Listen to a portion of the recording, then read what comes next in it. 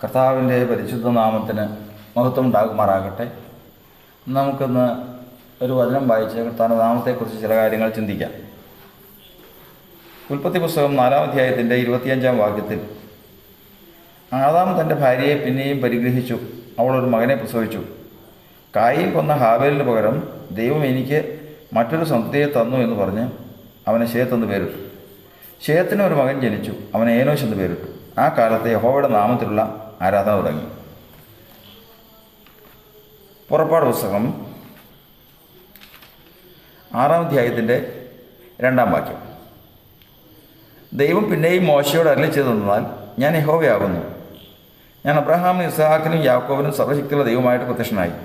എന്നാൽ യഹോവ എന്ന നാമത്തിൽ ഞാൻ അവർക്ക് വെളിപ്പെട്ടില്ല. കർത്താവിന്റെ സ്തോത്രം.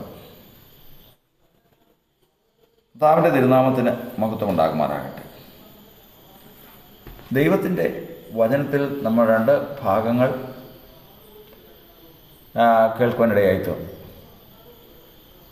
ആദാം മുതൽ, ആദിമനുഷ്യനായ ആദാം മുതൽ 3-ാമത്തെ തലമുറയാണ് ഏനോശ്. ആദാമിൻ്റെ മകൻ ഹാബേൽ സഹോദരനാൽ വധിക്കപ്പെട്ടതിന് ശേഷം ദൈവം ഹാബേലിന് പകരമായി ഒരു പ്രജയെ കൊടുത്തതാണ് ശേത്ത്. ശേത്തിൻ്റെ തലമുറയിലാണ് നോഹ ഒക്കെ വന്ന് തലമുറ നിൽക്കുന്നത്. അതിൽ കൂടിയാണ്, ശേത്തിൽ കൂടിയാണ്. എന്നാൽ ശേത്തിന് മകനായിട്ട് ജനിച്ച ആളുടെ പേരാണ് ഏനോശ്. ഏനോശിൻ്റെ കാലത്ത് യഹോവയുടെ നാമത്തിലുള്ള ആരാധന തുടങ്ങി എന്ന് എഴുതിയിരിക്കുകയാണ്. ഇത് 3-ാമത്തെ തലമുറയാണ്, മാനവരാശിയുടെ 3-ാമത്തെ തലമുറയാണ്. എന്നാൽ 10-ാമത്തെ തലമുറയായപ്പോഴേക്കും പ്രളയം വന്ന് എല്ലാവരെയും നശിപ്പിച്ചു കളയും. അപ്പോഴും നോഹ ദൈവത്തിന് മുമ്പാകെ നീതിമാനായി കാണപ്പെട്ടു. അവയിൽ കൂടി തലമുറ കർത്താവ് നിർത്തി. അബ്രഹാമിൻ്റെ കാലം വന്നു. അബ്രഹാമിൽ കൂടി ആ തലമുറ വെളിപ്പെട്ടു വന്നു, കടന്നു വന്നു. ഇസ്രായേൽ ജനം ഇസ്ഹാക്കിൻ്റെ 12 മക്കളിൽ കൂടി ഇസ്ഹാക്കിൻ്റെ മകനായ യാക്കോബിൽ കൂടി 12 ഗോത്രങ്ങളായി തിരിഞ്ഞ് വർദ്ധിച്ച് 70 പേരായി. ഈ 70 പേര് യോസഫിൻ്റെ കാലത്ത് യാക്കോബിനോടുകൂടി മിസ്രൈം ദേശത്തേക്ക് വന്നു. മിസ്രൈം ദേശത്ത് വന്ന് പാർത്ത് ഏകദേശം അബ്രഹാം മുതൽ 400-ൽ പരം വർഷമായപ്പോഴേക്കും അവിടെ വർദ്ധിച്ച് പെരുകി. അങ്ങനെ ഇസ്രായേൽ ജനം ഏകദേശം 6 ലക്ഷത്തിൽ പരം പുരുഷന്മാരും അത്രയും തന്നെ സ്ത്രീകളും വൃദ്ധന്മാരും കുഞ്ഞുകുട്ടികളും അങ്ങനെ വലിയൊരു സമൂഹമായി തീർന്നു എന്ന് നവദൈവത്തിൻ്റെ വചനത്തിൽ നമുക്കറിയാം.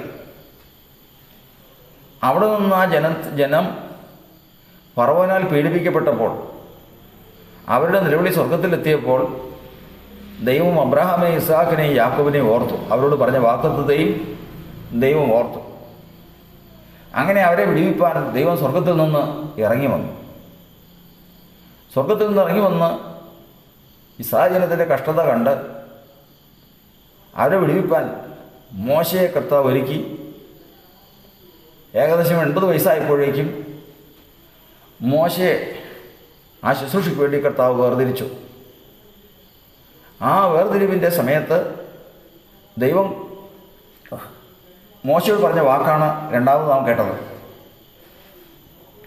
അതിപ്രകാരമാണ്, ഞാൻ യഹോവയാകുന്നു. ഞാൻ യഹോവ എന്ന നാമത്തിൽ ഇന്നുവരെയും അബ്രഹാമിനും ഇസ്ഹാക്കിനും യാക്കോബിനും വെളിപ്പെട്ടിട്ടില്ല.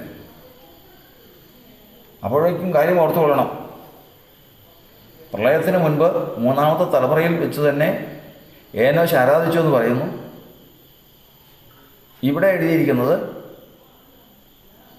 ഞാൻ ഇതിനു മുമ്പ് ഈ നാമത്തെ വെളിപ്പെടുത്തിയിട്ടില്ല എന്ന് എഴുതിയിരിക്കുന്നു. ഇന്ന് നിങ്ങളെ ഇവിടെ നിന്ന് വിടുവിച്ച് കനാൻ ദേശത്തേക്ക് കൊണ്ടുപോകാൻ ഞാൻ ഇറങ്ങി വന്നിരിക്കുന്നു. എൻ്റെ നാമം യഹോവയാകും. ഈ സമയം ദൈവത്തിൻ്റെ വചനത്തിൽ നമ്മൾ പഠിക്കുന്നത് ഏനോശ യഹോവയായ ദൈവത്തിൻ്റെ നാമത്തിൽ ആരാധിച്ചു. യഹോവയുടെ നാമത്തിൽ ദൈവത്തെ ആരാധിച്ചു. ദൈവം വെളിപ്പെടുത്തി കൊടുത്തിരുന്നുവോ? ഏനോശ് അത് ഏതെങ്കിലും ആത്മാവിൽ ഗ്രഹിച്ചിരുന്നുവോ? ഇതൊക്കെയും വലിയ സംശയം ഉളവാക്കുന്ന കാര്യമാണ്. കാരണം കാലങ്ങൾക്ക് ശേഷമാണ് മോശയ്ക്കും ഇസ്രായേൽ ജനത്തിനുമാണ് ആദ്യമായി മിസ്രൈമിൽ വെച്ച് യഹോവ എന്ന നാമം വെളിപ്പെട്ടത്. അതിനു മുമ്പ് വെളിപ്പെട്ടിട്ടില്ല. പിന്നെ ഏനോശ് ഇതെങ്ങനെ അറിഞ്ഞു? അതിന് ഉത്തരവെന്ന് പറയുന്നത് പുറപ്പാട് പുസ്തകത്തിൻ്റെ 35-ാം അധ്യായത്തിൻ്റെ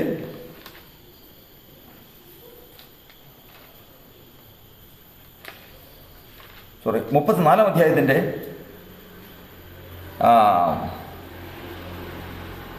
4-ാം വാക്യമാണ്. അങ്ങനെ മോശ മുമ്പിലത്തേവ പോലെ 2 കൽപ്പലക ചെത്തി അതികാലത്ത് എഴുന്നേറ്റ് യഹോവ തന്നോട് കൽപ്പിച്ചതുപോലെ സീനായ് പർവ്വതത്തിൽ കയറി. കൽപ്പലക 2 കയ്യിലെടുത്തുകൊണ്ട് പോയി. അപ്പോൾ യഹോവ മേഘത്തിലിറങ്ങി അവിടെ അവൻ്റെ അടുക്കൽ നിന്ന് യഹോവയുടെ നാമത്തെ ഘോഷിച്ചു. യഹോവ അവൻ്റെ മുമ്പാകെ കടന്ന് ഘോഷിച്ചതെന്നാൽ യഹോവയായ ദൈവം കരുണയും കൃപയുമുള്ളവൻ, ദീർഘക്ഷമയും മഹാദയും വിശ്വസ്തയുമുള്ളവൻ, 1000 ദയ പാലിക്കുന്നവൻ, അകൃത്യവും അതിക്രമവും പാപവും ക്ഷമിക്കുന്നവൻ, കുറ്റമുള്ളവനെ വെറുതെ വിടാതെ പിതാക്കന്മാരുടെ അകൃത്യം മക്കളുടെ മേലും മക്കളുടെ മക്കളുടെ മേലും 3-ാമത്തെയും 4-ാമത്തെയും തലമുറയോളം സന്ദർശിക്കുന്നവൻ. എന്നാറെ മോശ ബന്ധപ്പെട്ട് സാഷ്ടാംഗം വീണ് നമസ്കരിച്ചു. കർത്താവിന് സ്തോത്രം. ഇവിടെ ദൈവത്തിൻ്റെ വചനത്തിൽ നമ്മൾ പഠിക്കുന്നത് കർത്താവിൻ്റെ നാമത്തെ 33-ാം അധ്യായത്തിൻ്റെ 19-ാം വാക്യത്തിൽ എഴുതിയിരിക്കുകയാണ്. അതിന് ദൈവം, ഞാൻ എൻ്റെ മഹിമയൊക്കെയും നിൻ്റെ മുൻപാകെ കടക്കുമാറാക്കി യഹോവയുടെ നാമത്തെ നിൻ്റെ മുൻപാകെ ഘോഷിക്കും. കൃപ ചെയ്യാൻ എനിക്ക് മനസ്സുള്ളവനോട് ഞാൻ കൃപ ചെയ്യും, കരുണ കാണിപ്പാൻ എനിക്ക് മനസ്സുള്ളവനെ ഞാൻ കരുണ കാണിക്കുമെന്ന് അരുളിച്ചു. നിനക്കെൻ്റെ മുഖം കാണുവാൻ കഴിയുകയില്ല. മോശയ്ക്ക് ദൈവം തൻ്റെ മഹിമ വെളിപ്പെടുത്തുവാൻ, തൻ്റെ മഹത്തായിട്ടുള്ള നാമം വെളിപ്പെടുത്താൻ പോവുകയാണ്. യഹോവയുടെ നാമത്തെ ഘോഷിക്കാൻ പോവുക. അപ്പോൾ മോശ താല്പര്യപൂർവ്വം, പ്രതീക്ഷയോടുകൂടി, ആകാംക്ഷയോടുകൂടി, ഭയത്തോടുകൂടി, വിറയലോടുകൂടി കർത്താവ് തൻ്റെ നാമത്തെ ഘോഷിക്കുന്നത് നോക്കിക്കൊണ്ട് നിൽക്കുക. യഹോവയായ ദൈവം എന്താണ് ആ ഘോഷിക്കാൻ പോകുന്നത്? ആ നാമത്തിൻ്റെ പ്രത്യേകത എന്താണ്? ഈ സന്ദർഭത്തിൽ കർത്താവ് മോശ ഇങ്ങനെ താല്പര്യപൂർവ്വം പ്രതീക്ഷിച്ചുകൊണ്ടിരിക്കുന്ന ആ സമയത്ത് ഇറങ്ങിയതിന് ശേഷം പറയുകയാണ്, യഹോവയുടെ മുമ്പാകെ കടന്ന് ഘോഷിച്ചതെന്തെന്നാൽ യഹോവയായ ദൈവം കൃപയും കരുണയുമുള്ളവൻ, ദീർഘക്ഷമയും മഹാദയുമുള്ളവൻ, 1000 ദയ കാണിക്കുന്നവൻ മുതലായിട്ടുള്ള കാര്യങ്ങൾ പറഞ്ഞു. എന്നാലേ മോശ ബന്ധപ്പെട്ട് സാഷ്ടാംഗം വീണ് നമസ്കരിച്ചു. യഹോവയുടെ നാമത്തെ ഘോഷിച്ചു. യഹോവയുടെ നാമത്തെ ഘോഷിച്ചു എന്ന് പറഞ്ഞു കഴിഞ്ഞാൽ അവിടെ പറയുന്നത് ദൈവത്തിൻ്റെ ചില സ്വഭാവങ്ങളാണ്, ദൈവത്തിൻ്റെ ചില കഴിവുകളാണ്, ദൈവത്തിൻ്റെ ചില പ്രവർത്തികളാണ് അവിടെ കാണുന്നത്. അവിടെ വേറെ ഒന്നും പറയുന്നില്ല. താമസം. അപ്പോൾ യഹോവയുടെ നാമം ഘോഷിച്ചു എന്ന് പറയുമ്പോൾ അവിടെ ദൈവത്തിൻ്റെ പ്രവൃത്തി, ദൈവത്തിൻ്റെ കഴിവ്, ദൈവത്തിൻ്റെ സ്വഭാവം എന്നീ 3 കാര്യങ്ങളാണ് നമുക്കതിൽ നിന്ന് കാണുന്നത്. അപ്പോൾ ഈ നാമത്തിലാണ് കർത്താവിൻ്റെ വചനപ്രകാരം ഇനി രക്ഷ ഉള്ളത്. ആദാമൻ നഷ്ടപ്പെട്ടു പോയ ആ ദൈവതേജസ് വീണ്ടും തിരിച്ചു കിട്ടണമെങ്കിൽ ഒറ്റ വഴിയേ ഉള്ളൂ. ആദാമൻ നഷ്ടപ്പെട്ടു പോയ ദൈവതേജസ് തിരിച്ചു കിട്ടാൻ ഒറ്റ വഴിയേ ഉള്ളൂ. അതേതാണ്? അതാണ് സംഖ്യാപുസ്തകത്തിൻ്റെ 6-ാം അധ്യായത്തിൽ എഴുതിയിരിക്കുന്നത്. സംഖ്യാപുസ്തകം 6-ാം അധ്യായത്തിൻ്റെ 23-ാം വാക്യം മുതൽ എഴുതിയിരിക്കുന്നത്, നീ അഹരോനോടും പുത്രന്മാരോടും പറയേണ്ടത്, നിങ്ങൾ ഇസ്രായേൽ മക്കളെ അനുഗ്രഹിച്ച് ചൊല്ലേണ്ടതെന്നാൽ, യഹോവ നിന്നെ അനുഗ്രഹിച്ച് കാക്കുമാറാകട്ടെ, യഹോവ തിരുമുഖം നിന്റെ മേൽ ഉയർത്തി നിന്റെ മേൽ പ്രകാശിപ്പിച്ച് നിന്നോട് കൃപയുള്ളവനാകട്ടെ, യഹോവ തിരുമുഖം നിന്റെ മേൽ ഉയർത്തി നിനക്ക് സമാധാനം നൽകുമാറാകട്ടെ. ഇങ്ങനെ അവർ ഇസ്രായേൽ മക്കളുടെ മേൽ എൻ്റെ നാമം വയ്ക്കണം, ഞാൻ അവരെ അനുഗ്രഹിക്കും. ഇസ്രായേൽ മക്കളുടെ മേൽ കർത്താവിൻ്റെ നാമം വയ്ക്കണം. ഇസ്രായേൽ മക്കളുടെ മേൽ, ഒരാളുടെ മേൽ കർത്താവിൻ്റെ നാമം വെച്ച് കഴിഞ്ഞാലുള്ള പ്രത്യേകത എന്താ?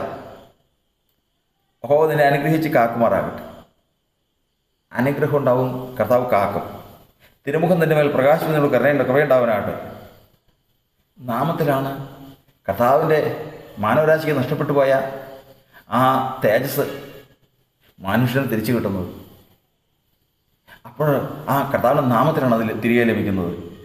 യഹോവ തിരുമുഖം നിന്റെ മേൽ ഉയർത്തി നിനക്ക് സമാധാനം നൽകുമാറാകട്ടെ. ദൈവവുമായിട്ട് സമാധാനം ഉണ്ടാകുന്നതും തിരുമുഖം മനുഷ്യൻ്റെ മേൽ ഉയരുന്നതും ഈ നാമത്തിലാണ്. അപ്പോൾ ഇവിടെ നിന്ന് നമുക്കൊരു കാര്യം സ്പഷ്ടമാകുന്നത്, ഏനോശ് എവിടെ ആശ വെച്ചു?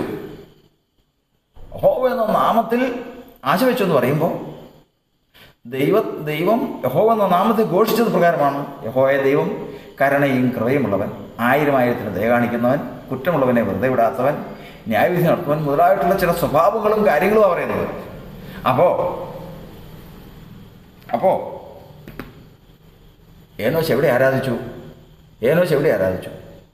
ഏനോശിൻ്റെ വലിയപ്പൻ, അതായത് ഏനോശിൻ്റെ മുത്തച്ഛൻ, വലിയപ്പൻ, അപ്പൻ്റെ അപ്പൻ, ഏനോശിൻ്റെ അപ്പൻ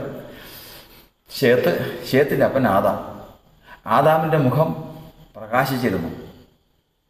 ദൈവ തേജസ് ആദാമിൻ്റെ മുഖത്തെ പ്രകാശിപ്പിച്ചിരുന്നു. ദൈവവുമായിട്ട് സമാധാനത്തിലായിരുന്നു. അങ്ങനെ ആയിരുന്ന അവസ്ഥ പാപം ചെയ്തോടുകൂടി നഷ്ടപ്പെട്ടു. ഇനി അത് തിരിച്ചു കിട്ടണമെങ്കിൽ ഒറ്റ വഴിയേ ഉള്ളൂ. അവന് കരുണ തോന്നണം. മാത്രമല്ല, എൻ്റെ പാപങ്ങളുടെ പരിഹാരത്തിനായിട്ട് അവൻ തന്നെ പരിഹാരമായി തീരണം. അവൻ തന്നെ എൻ്റെ പിതാവിന് നഷ്ടപ്പെട്ടു പോയ ആ ദൈവകൃപ, ദൈവമായിട്ടുള്ള ബന്ധം തിരികെ സ്ഥാപിക്കണം. അതിന് ദൈവത്തിൻ്റെ സ്വഭാവം, അത് മാത്രമേ, ദൈവത്തിൻ്റെ കരുണ ഒന്ന് മാത്രമേ സാധിക്കുകയുള്ളൂ. മറ്റൊരു കാര്യത്തിലും രക്ഷയില്ല എന്ന് അവൻ്റെ സ്വഭാവത്തെയാണ് ആരാധിച്ചത്. യഹോവയുടെ നാമം ഘോഷിച്ചപ്പോൾ അത് സ്വഭാവവും പ്രവൃത്തിയും കഴിവും എന്ന് നാം കാണുന്നത് പോലെ ഏനോശ് ആരാധിച്ചത് യഹോവ എന്ന നാമമല്ല, പിന്നെയോ ആ നാമത്തെ യഹോവ തന്നെ ഘോഷിച്ചപ്പോൾ വെളിപ്പെടുത്തിയ ആ സ്വഭാവത്തിൽ കൂടി. ഇനി ഈ സ്വഭാവത്തിൽ കൂടിയാണ് എൻ്റെ ദൈവം എനിക്ക് നഷ്ടപ്പെട്ടു പോയ, മാനവരാശിയെ നഷ്ടപ്പെട്ടു പോയ ദൈവതേജസ്സ് തിരിച്ചു തരുന്നത് എന്ന് വിശ്വസിച്ചുകൊണ്ട് ആ ദൈവത്തെ ആരാധിച്ചത്, യഹോവയെ ആരാധിച്ചതായിട്ട് തോന്നുന്നു. യഹോവ എന്ന നാമമാകട്ടെ നാളുകൾക്ക് ശേഷം അപ്പോഴൊന്നും വെളിപ്പെട്ടില്ല. 10ാമത്തെ തലമുറയായ നോഹയ്ക്ക് വെളിപ്പെട്ടില്ല. 20ാമത്തെ തലമുറയായിട്ടുള്ള അബ്രഹാമിൻ്റെ കാലഘട്ടത്തിലും വെളിപ്പെട്ടില്ല. അത് കഴിഞ്ഞതിന് ശേഷം ഇതാ മോശയുടെ കാലമായപ്പോഴേക്കും കർത്താവ് പറഞ്ഞു, ഞാൻ യഹോവയാകും. ഞാൻ അബ്രഹാമിനും ഇസ്ഹാക്കിനും യാക്കോബിനും യഹോവ എന്ന നാമത്തിൽ ഇതുവരെയും വെളിപ്പെട്ടിട്ടില്ല. യഹോവ എന്ന നാമത്തിൽ ഞാൻ വെളിപ്പെട്ടിട്ടില്ല. ഇതാ നിങ്ങൾക്ക് വെളിപ്പെടുന്നു.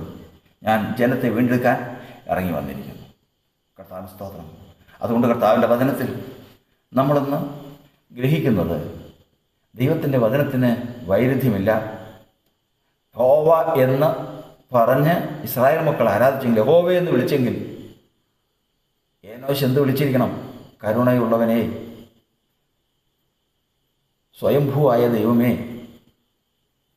തനിക്ക് എന്ത് ചെയ്യണമെന്ന് ആഗ്രഹിച്ചാൽ അത് ചെയ്യാൻ സാധിക്കുന്നവനെ എന്ന് ഏനോശ് വിളിച്ച് അപേക്ഷിച്ചപ്പോൾ ഇവർ വിളിക്കുന്നതിനേക്കാൾ അർത്ഥം അതിനായി. ഇവർ വിളിച്ചതിനേക്കാൾ, ഇസ്രായേൽ മക്കൾ യഹോവയെന്ന് വിളിച്ചതിനേക്കാൾ അർത്ഥം ഏനോശ് വിളിച്ചതിനായി. കാരണം ഏനോശിൻ്റെ വെളിപ്പാടായിരുന്നു അത്. ഏനോശിന് ദൈവം വെളിപ്പെടുത്തിയ വെളിപ്പാടായിരുന്നു അത്. ആ വെളിപ്പാടിൽ കൂടി ആ കാലത്ത് യഹോവയുടെ നാമത്തിലുള്ള ആരാധന തുടങ്ങി. കർത്താവിൻ്റെ ആത്മാവ് നമ്മെ സഹായിക്കുമാറാകട്ടെ.